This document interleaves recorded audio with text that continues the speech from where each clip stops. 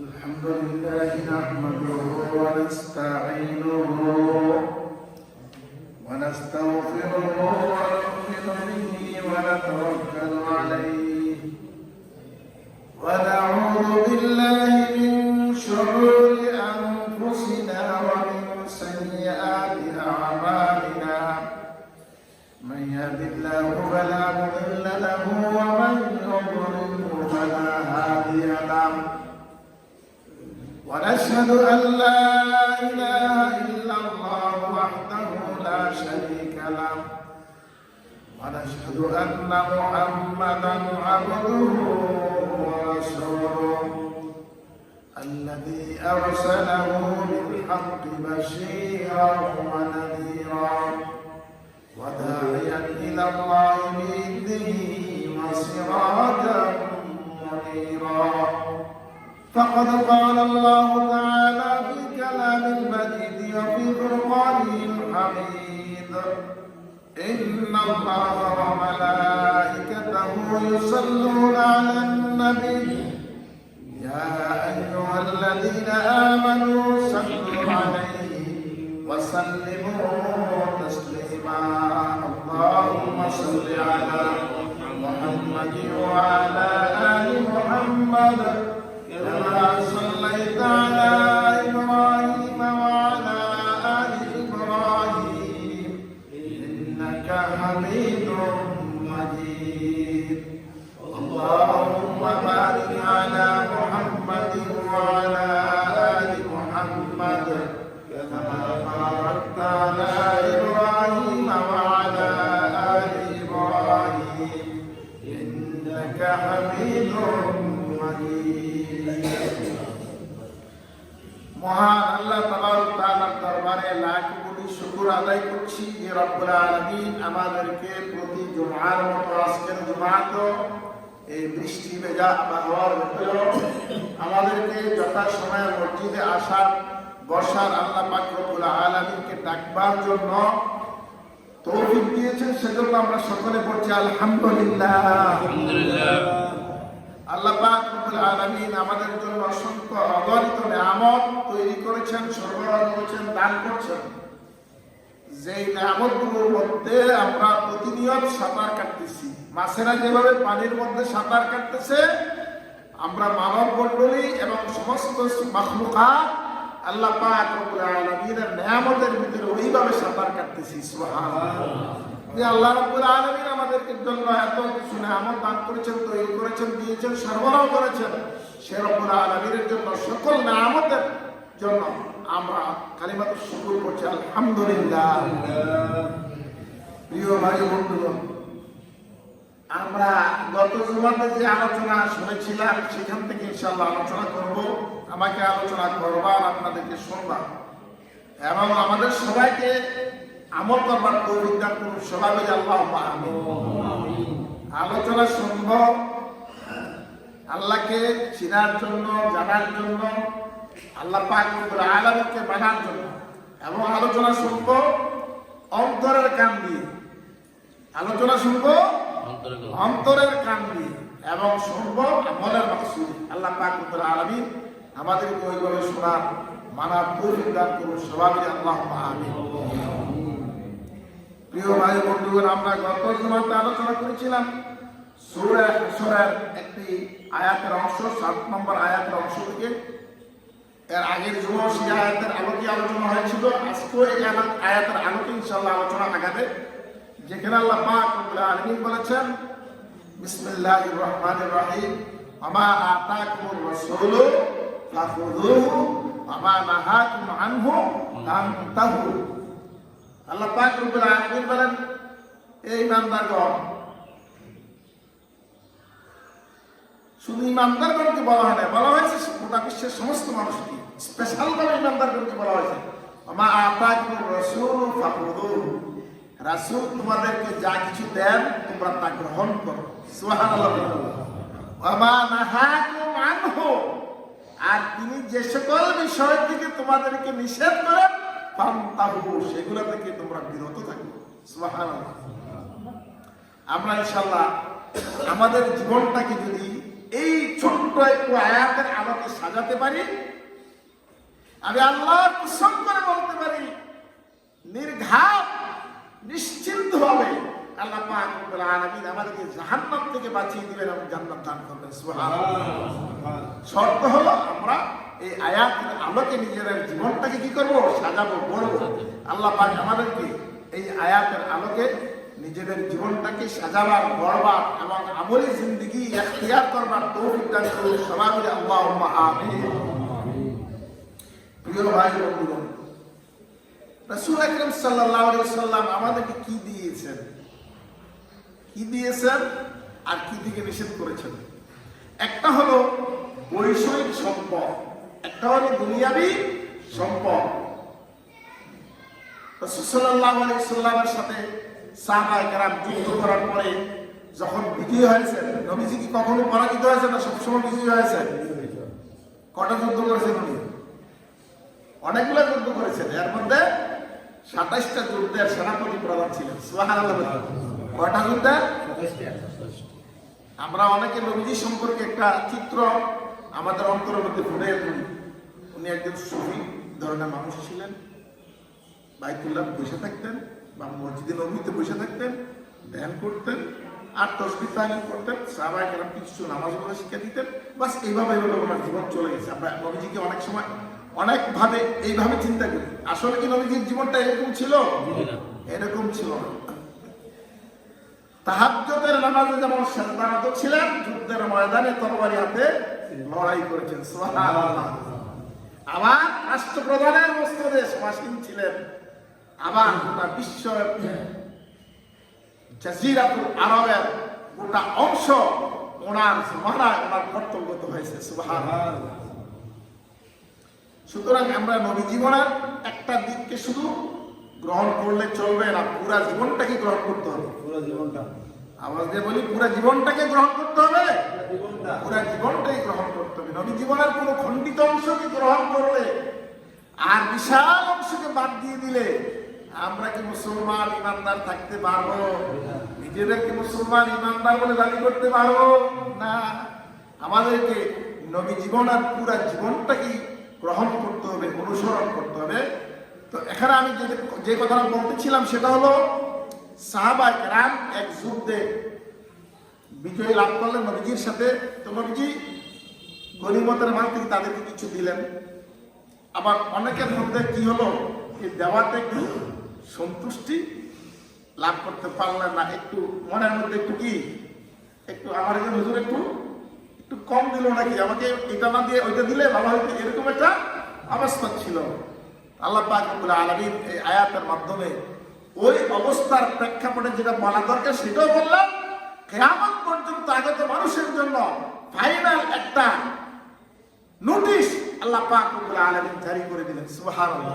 ওয়াল্লাতি মা ওয়া আতাকুমুর রাসূল, রাসূল তোমাদেরকে যা দান করেন, যা দেন, ফাখুযুহু, তা তোমরা গ্রহণ করো, আমা নাহাকুম আনহু ফান্তাহু, আর রাসূল তোমাদেরকে যা থেকে বিরত রাখেন, নিষেধ করেন, তা থেকে তোমরা কি করো? বিরত থাকো, তোমরা তা থেকে নিবৃত থাকো। এর মধ্যে রাসূল আকরাম সাল্লাল্লাহু আলাইহি ওয়াসাল্লাম আমাদেরকে দিয়েছেন তাওহীদ। কি দিয়েছেন? তাওহীদ, আল্লাহর একত্ববাদ। আল্লাহ পাক রব্বুল আলামিন তার অস্তিত্বে, তার জাতে তিনি এক, একক, অদ্বিতীয়। সুবহানাল্লাহ। তিনি এক, একক, অদ্বিতীয়। তিনি জাতে এক, একক, অদ্বিতীয়। কুল হুয়াল্লাহু আহাদ, আল্লাহুস সামাদ, লাম ইয়ালিদ ওয়া লাম ইয়াকুল লাহু কুফুয়ান আহাদ। তিনি তার জাতে এক, একক, অদ্বিতীয়। তিনি কারো থেকে জন্ম গ্রহণ করেন নাই, কাউকে জন্ম দেন নাই, তার মাতা পিতা কেউ নাই, তার সন্তান কেউ নাই।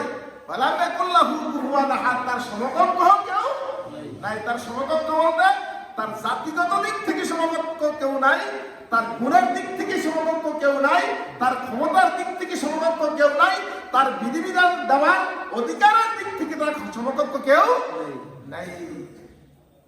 রাসূল আকরাম সাল্লাল্লাহু আলাইহি সাল্লাম আমাদেরকে তাওহীদের বাণী শিক্ষা দিয়েছেন। কত বছর? 23 বছর। কত বছর? 23 বছর। এই 23 বছর জীবনে রাসূল আকরাম সাল্লাল্লাহু আলাইহি সাল্লামের জীবনে এই 23 বছরের জীবনে কোনো শান্তি ছিল না, কোনো স্বস্তি ছিল না। ওনাকে এই মক্কার মানুষেরা, আরবের মানুষেরা শান্তিতে ঘুমাতে দেয় নাই, আরবের মানুষেরা শান্তিতে দিন প্রচার করতে দেয় নাই, শান্তিতে দিন মানতে দেয় নাই। রাসূল আকরাম সাল্লাল্লাহু আলাইহি সাল্লামের এই 23 বছরের জীবনের মধ্যে প্রথম মক্কি জিন্দেগীর 10টি বছর অত্যন্ত কঠিন অগ্নি পরীক্ষাময় ছিল। তাহলে আমরা রাসূল আকরাম সাল্লাল্লাহু আলাইহি সাল্লাম থেকে সর্বপ্রথম যে জিনিসটা পেলাম সেটা হলো তাওহীদ। সেটা কি? তাওহীদ।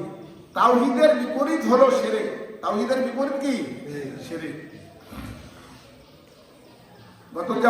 গত জুমা তো বলেছিলাম তাওহীদ আর শিরক দুটো বিপরীতধর্মী বিষয়। তাওহীদ কারোর মধ্যে ঢুকলে সে যদি তাওহীদ বুঝে, তার অন্তরের মধ্যে তাওহীদ জায়গা দেয়, তাওহীদের ঈমান সে আনয়ন করে, তাওহীদের ঈমান সে পোষণ করে, তাহলে তাহার অন্তর থেকে শিরক চলে যাবে। সুবহানাল্লাহ। আর কারো অন্তরের মধ্যে যদি শিরক ঢুকে, তাহার অন্তর থেকে অটোমেটিকলি তাওহীদ বিদায় হয়ে যাবে। একটা জগের মধ্যে, জগটা তৈরি করা হয়েছে পানি নেওয়ার জন্য, পানি খাওয়ার জগ আছে না, জগ তৈরি করা হয়েছে কি জন্য? এটার মধ্যে পানি নেওয়ার জন্য। এখন আপনি পানি নিলেন, এটার মধ্যে পানি নেওয়ার আগে কি ছিল? বাতাস ছিল। পানি নেওয়ার আগে কি ছিল?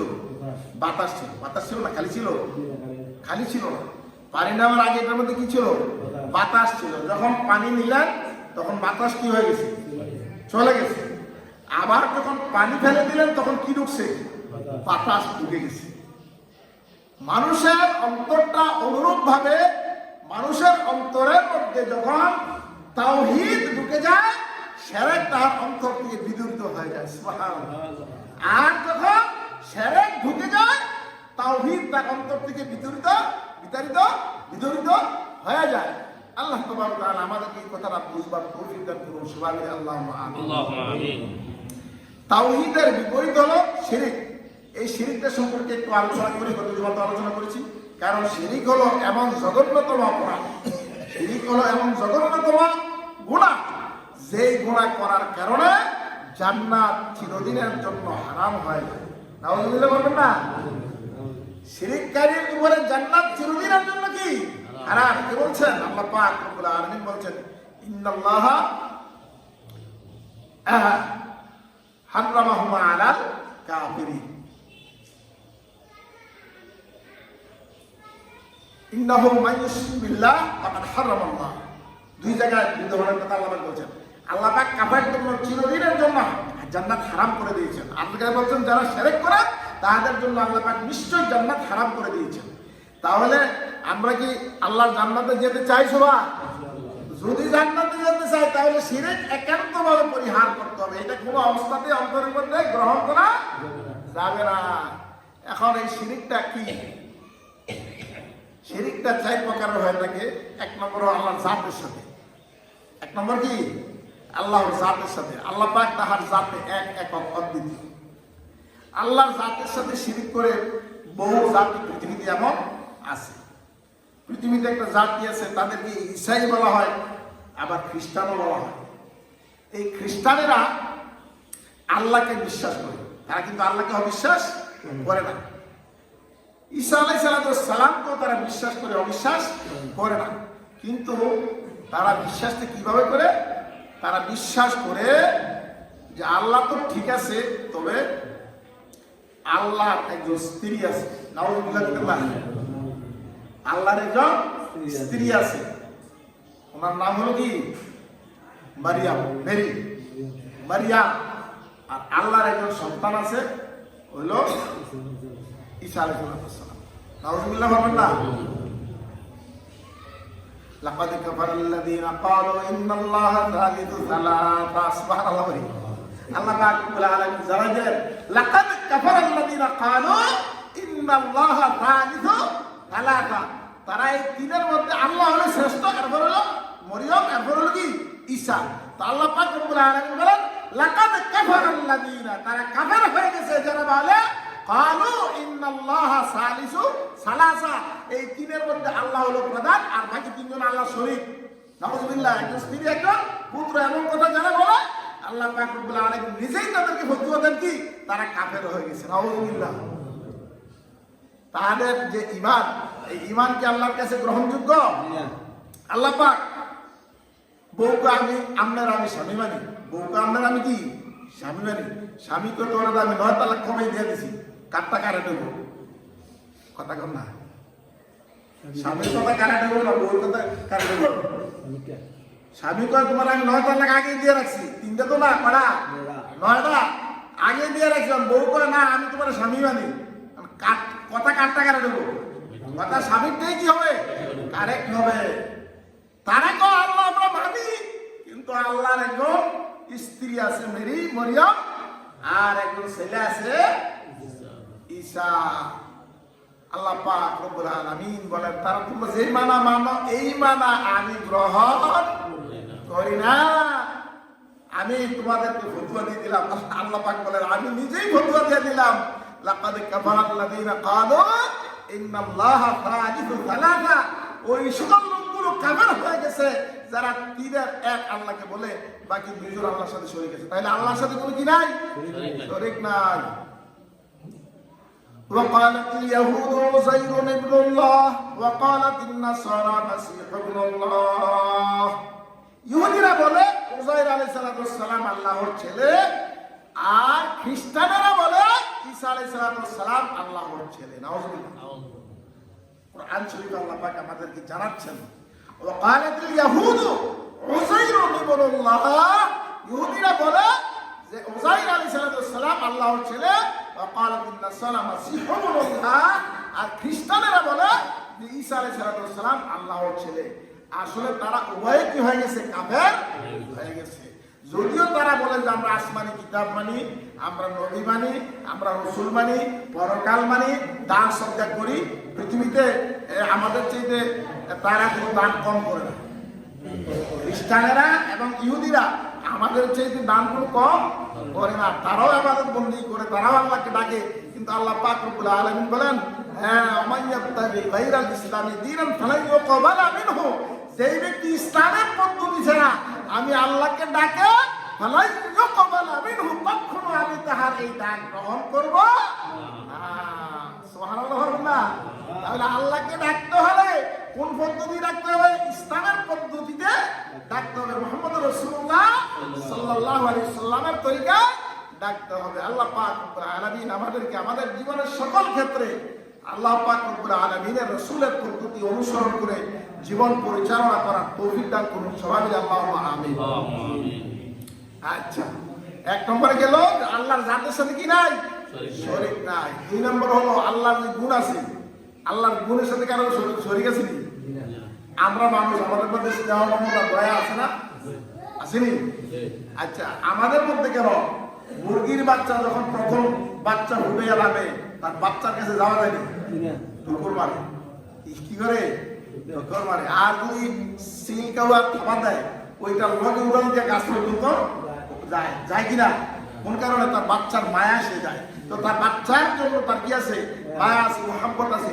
আমাদের অন্তর আমাদের বাচ্চাদের জন্য, আপনজনের জন্য মায়া মহব্বত আছে। তো এই মহব্বতটা যেটা আছে, যে দয়া অনুগ্রহতা আছে, এটার নাম হলো রহমান আর রহিম। নাম কি? রহমান রহিম। আমরার মধ্যে দয়া আছে, আল্লাহর মধ্যে দয়া আছে, পার্থক্য আছে কি নাই? হ্যাঁ, স্পষ্ট অনেক। আল্লাহ মাফ করুন, আমি গড় করতে চাই না। কিছু কিছু আলেম আছে তাওহীদ এবং শিরক কি জিনিস এটার মধ্যে তমিজ করার দক্ষতা কোথাও অর্জন করে না, অথচ দেবাংশী কথাবার্তা বলতেছে।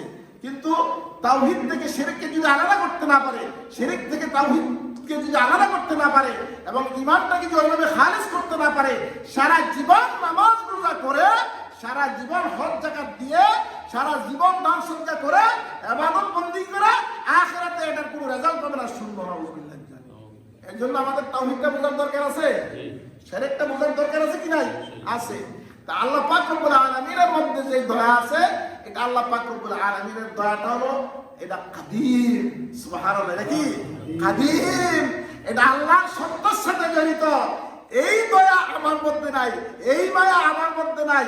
আমার মধ্যে যেই মায়া আছে, আমি যেমন সৃষ্টি, আমার ভিতরে যে মায়াটা দেওয়া হয়েছে সেটাও সৃষ্টি। সুবহানাল্লাহ। আল্লাহ যেমন অসৃষ্ট, আল্লাহ যেমন কাদির, আল্লাহর মধ্যে যে মায়া আছে, দয়া আছে, ক্ষমতা আছে, সেই মায়া, দয়া, ক্ষমতা সেটাও কাদির, সেটাও সৃষ্ট, এটাও আসল। সুবহানাল্লাহ।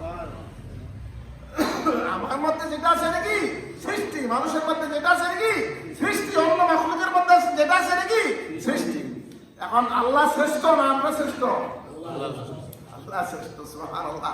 আল্লাহ আছে, সবই আছে, আল্লাহ নাই কিছু নেই। আল্লাহ রাখতে না চাইলে কিছু নেই। আল্লাহ তো নাই হবে না। আল্লাহ কি নাই হবে?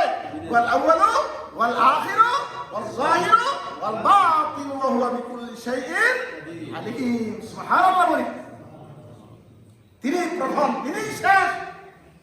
শেষ বলতে কোনো কিছু থাকলে আল্লাহ, প্রথম বলতে কোনো কিছু থাকলে আল্লাহ। আমরা আছি, আল্লাহ পাক তৈরি করেছেন। আবার আল্লাহ পাক যখন আমাদের নিশ্চিহ্ন করতে চাইবেন, নিয়ে যেতে চাইবেন, মৃত্যু দিতে চাইবেন, তখনই আমাদের মৃত্যু হয়ে যাবে, তখনই আমাদের নিশ্চিহ্ন হয়ে যাবে। গোটা বিশ্ব একদিন কি হয়ে যাবে? ভেঙে চুরে চুরমার হয়ে যাবে। কার অর্ডারে? আল্লাহ।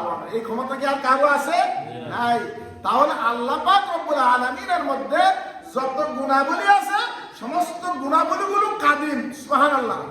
সমস্ত গুণাবলী কি কাদিম। আর আমাদের মধ্যে, সৃষ্টির মধ্যে যত গুণাবলী আছে সব হাদাস, সব হাদাস। আমরা যেমন অস্থায়ী, আমাদের মধ্যে গুণাবলীগুলো কি অস্থায়ী। আল্লাহ যেমন চিরস্থায়ী, আল্লাহর গুণাবলীগুলো কি চিরস্থায়ী। এখন বলা দুইটা গেল আল্লাহর গুণাবলী। 3 নম্বর সংক্ষেপে বলে ফেলি, কারণ একটা বিষয় 3 জুমার ধরে আলোচনা চলতেছে, আর 1 জুমার আলোচনা চলবে, সেজন্য সংক্ষেপ করি। 3 নম্বর হলো আল্লাহ পাক রব্বুল আলামিনের বিধান। 3 নম্বর হলো কি? বিধান দেওয়ার ক্ষমতা কার আছে? আমার কাছে আল্লাহ। সারা জীবন নামাজ পড়তে পারবেন, ইমান দুরুস্ত না করলে কোনো লাভ হইতো না। বিধান দেওয়ার ক্ষমতা কার আছে? কে বলছে? আমি। আল্লাহ লাহুল খালকু ওয়াল আমরু। সুবহানাল্লাহ। আলা লাহুল খালকু ওয়াল আমরু। সাবধান, সাবধান। আলা লাহুল খালক, সাবধান। সৃষ্টি যার, বিধান হলো তার। সুবহানাল্লাহ। সৃষ্টি যার, বিধান হলো তার। কে বলছে? আল্লাহ পাক রব্বুল আলামিন বলেন, সাবধান, সতর্ক হও। আলা লাহুল খালকু ওয়াল আমরু। সৃষ্টি যার, বিধান হলো তার। তাহলে মহাবিশ্ব পরিচালনা করেন কে? কথা বলেন। মহাবিশ্ব পরিচালনা করেন কে? সূর্যটাকে চালায় কে? চন্দ্রটাকে চালায় কে? পৃথিবীটা চালায় কে? মহাকাশের এই বিশাল বিশাল দৈত্য আকারের তারকাগুলো এগুলো চালায় কে? এই বৃষ্টি পরিচালনা করে কে? বাতাস পরিচালনা করে কে? খাদ্য উৎপাদন করে দেয় কে? গাছের মধ্যে ফল দাঁড়ায় কে? এই সবগুলো কার কাজ? আল্লাহর কাজ। এখন এই ক্ষেত্রে এগুলো আল্লাহর কাজ আমরা স্বীকার করি। আর আমাদের জীবনটা চলার জন্য যে বিধিবিধান দরকার, এইটা মন্ত্রী মিনিস্টাররা তৈরি করবো, এইটা সংসদ সদস্যরা তৈরি করবো, পৃথিবীর পণ্ডিতেরা তৈরি করবো নাকি? আমাদের না কেন? ইমানকে পরিষ্কার করেন, এরপরে মানেন, এরপরে মানবেন, মানেন, গুনাহ করেন, কোনো অসুবিধা নেই। গুনাহ করেন কিন্তু শিরক করেন না। গুনাহ করেন কিন্তু শিরক করেন না। এই পৃথিবীটা যে প্রাকৃতিক ভাবে এই পৃথিবীটা যেমন পরিচালনা করেন আল্লাহ, আল্লাহ পাক রব্বুল আলামিন সাধারণভাবে আমাদের জীবন পরিচালনা করার জন্য বিধিবিধানের দেওয়ার অধিকার রাখে কি রাখে না? সেই বিধিবিধান কি আমাদেরকে দিয়েছেন না দেন নাই? যেটা দিয়েছেন এটার নাম কি? যেটা দিয়েছেন এটার নাম কি? এই কোরআন দিয়ে গোটা বিশ্ব চলতে পারে কি পারে না? এই কোরআন দিয়ে আমার জীবন চলতে পারে কি পারে না? এই কোরআন দিয়ে আমার পরিবার চলতে পারে কি পারে না? এই কোরআন দিয়ে আমার সমাজ চলতে পারে কি পারে না? এই কোরআন দিয়ে আমার দেশ চলতে পারে কি পারে না? এই কোরআন দিয়ে গোটা বিশ্ব চলতে পারে কি পারে না? যদি না পারে মনে করেন, তাহলে আপনি আর যাই কিছু হয়েছেন ইমানদার মুসলমান হন নাই। যদি না পারে, এই কোরআন দিয়ে আমার জীবন চলতে পারে না, কোরআন দিয়ে আমার পরিবার চলতে পারে না, কোরআন দিয়ে আমার সমাজ চলতে পারে না, কোরআন দিয়ে আমার দেশ চলতে পারে না, কোরআন দিয়ে আমার বিশ্ব চলতে পারে না, এমন ধরনের কোন চিন্তা চেতনা যদি আপনার অন্তরে থাকে, আপনি যতই নামাজ পড়েন, যতই রোজা রাখেন, যতই হজ করেন, যতই যাকাত দেন, যতই দান করেন, আর যাই কিছু হন না কেন, আপনি কিন্তু ঈমানদার মুসলমান হইতে পারেন নাই। সুতরাং আল্লাহ পাক রব্বুল আলামিনের 3 নম্বর যে কোয়ালিটি সেটা একমাত্র আল্লাহর জন্য খাস, এটা আর কারো নাই। এখন আপনারা বলবেন হুজুর তাহলে সারা বিশ্বের সংসদগুলোতে যে আইন টাইন তৈরি করে এটা কি নিষেধ? না, এগুলো নিষেধ না, এটা যদি এটার আলোকে তৈরি করেন 100% বৈধ। সুবহানাল্লাহ। এটাকে যদি এটার সামনে রেখে তৈরি করেন 100% কি বৈধ। সাহাবায়ে কেরাম করেছেন, তাবেঈনগণ করেছেন, তাবেঈনগণ করেছেন, আইম্মা মুজতাহিদিনগণ করেছেন, ইমামগণ করেছেন, এখনো করবেন, কিয়ামত পর্যন্ত চলতে থাকবে। এইটার যে প্রয়োজনীয়তা কোনোদিন শেষ হবে না। আল্লাহ তাবারক ওয়া তাআলা আমাদেরকে এই কোরআনের আলোকে জীবন পরিচালনা করবার এবং ঈমানকে বিশুদ্ধভাবে বুঝবার তৌফিক দান করুন। সবাই আমিন। ওয়া আখিরু দাওয়ানা আলহামদুলিল্লাহি রাব্বিল আলামিন।